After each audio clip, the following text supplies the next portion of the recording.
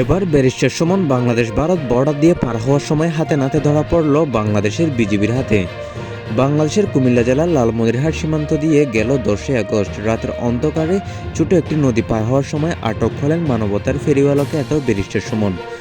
পরবর্তীতে বিজেপি সরাসরি বাংলাদেশের সেনাবাহিনীর কাছে হস্তান্তর করে ব্যারিস্টার সুমনকে। এর আগে ব্যারিস্টার সুমনের দেশে পালানোর গুঞ্জন উঠেছিল।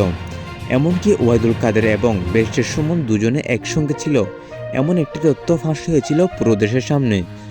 কিন্তু ওয়াহিদুল কাদেরকে পাওয়া না গেলেও ব্যারিস্টার সুমনকে বাংলাদেশের সেনাবাহিনী আইনি হেফাজতে রেখে দিয়েছেন আপাতত। পরবর্তীতে হয়তোবা পুলিশ ট্রাইব্যুনালে তোলা হবে।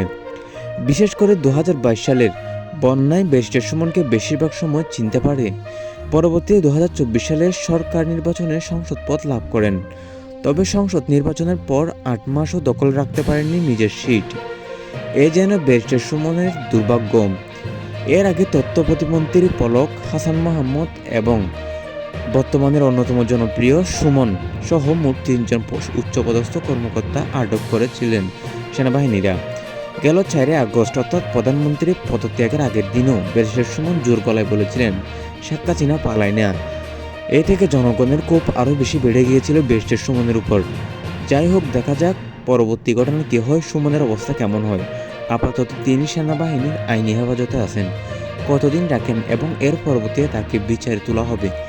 দেখা যাক ব্যারিস্টার সুমনের বিচার কেমন হয় এবং ব্যারিস্টার সুমনদের মতো দালালদের এমনভাবে শাস্তি দেওয়া হোক যেন পুরো দেশবাসী দেখে। এ থেকে শিক্ষা নিতে হবে।